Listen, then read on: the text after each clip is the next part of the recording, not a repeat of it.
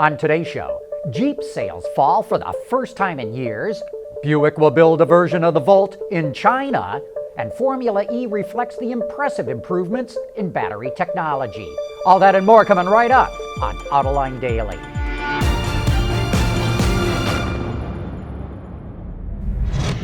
This is Autoline Daily, the show for enthusiasts of the automotive industry.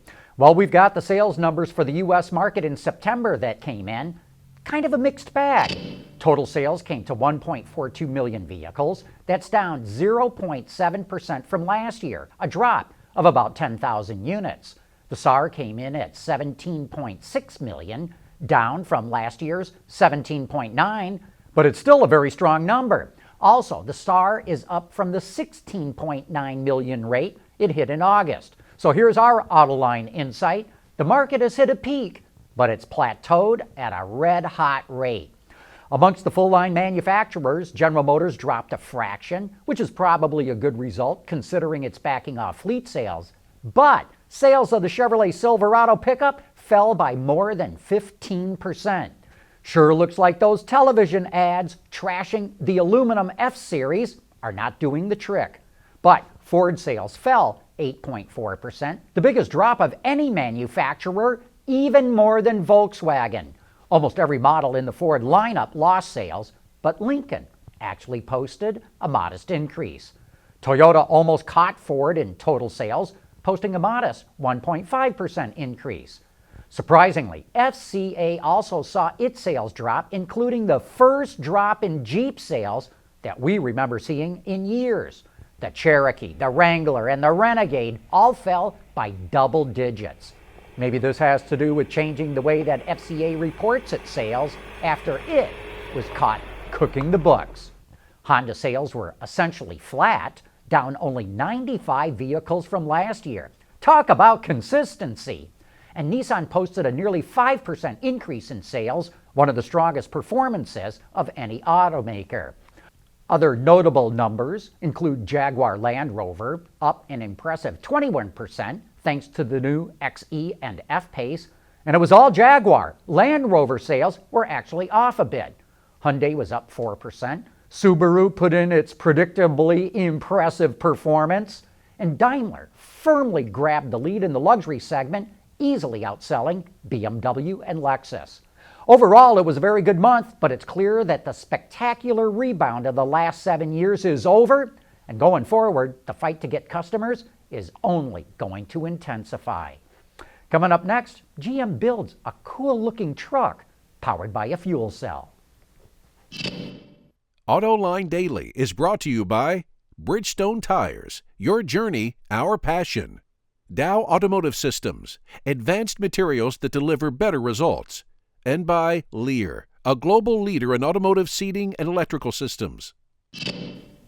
General Motors has already tested its fuel cells more than 3 million miles, but it wants to do more, and this time it's going off-road. It just unveiled the Chevy Colorado ZH2 that the U.S. Army will test in the field. At over 6.5 feet tall, the truck rides on an extended version of the midsize truck's chassis and a custom off-road suspension. The Army likes the idea of using fuel cells because they have a low heat signature, i.e., that makes them harder to target with heat-seeking missiles. Also, the fuel cell can generate electricity for use in remote locations. And since water is a byproduct of running a fuel cell, it can actually provide some water to troops in the field.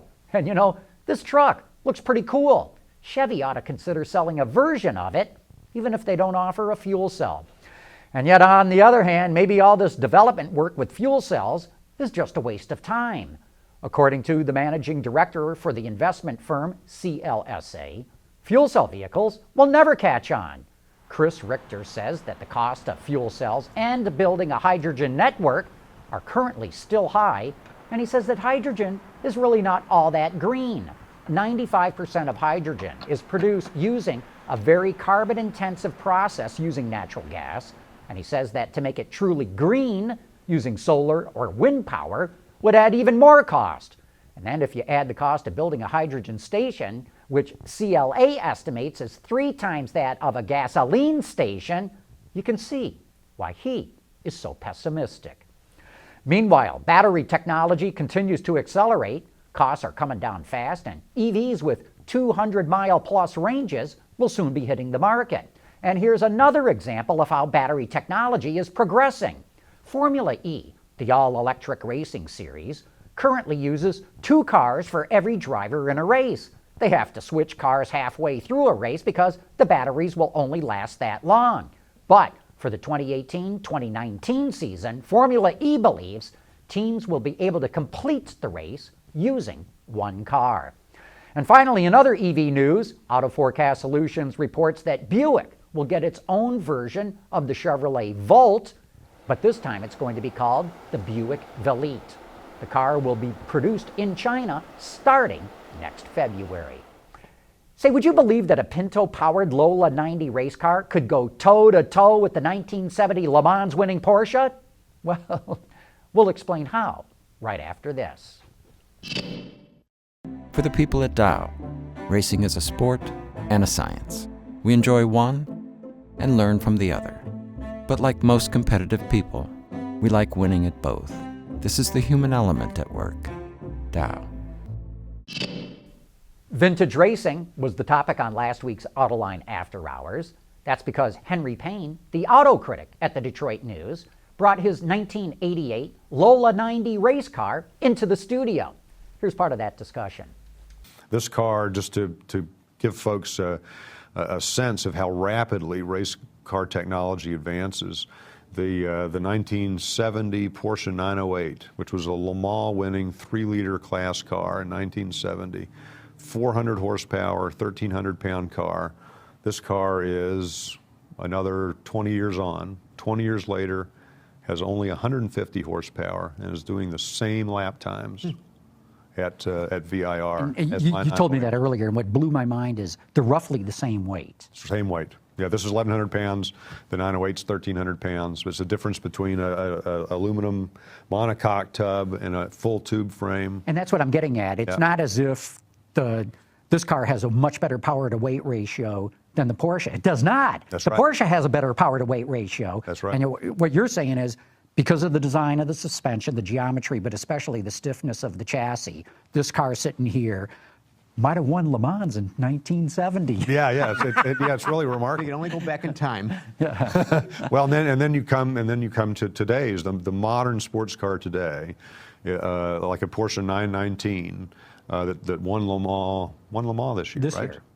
Yeah, I have to remember the Toyota dropped out with 5 minutes to go. Yeah, that's right. That very dramatic end. So that's a carbon fiber chassis, and the prototypes in that class with carbon fiber chassis versus an IMSA prototype car, which is still using aluminum monocoque tub. The modern carbon fiber sports car tub car, the 919, is only 6 seconds off of Formula One car times at places like Circuit of the Americas. They're a full 13 seconds quicker than an IMSA prototype because of the difference in that tub technology. So the advancement continues today. And you can watch that entire show right now on our website, Autoline.tv, or hop on over to YouTube, and you can find it there on our YouTube channel. But that wraps up today's report. Thanks for watching, and please join us again tomorrow.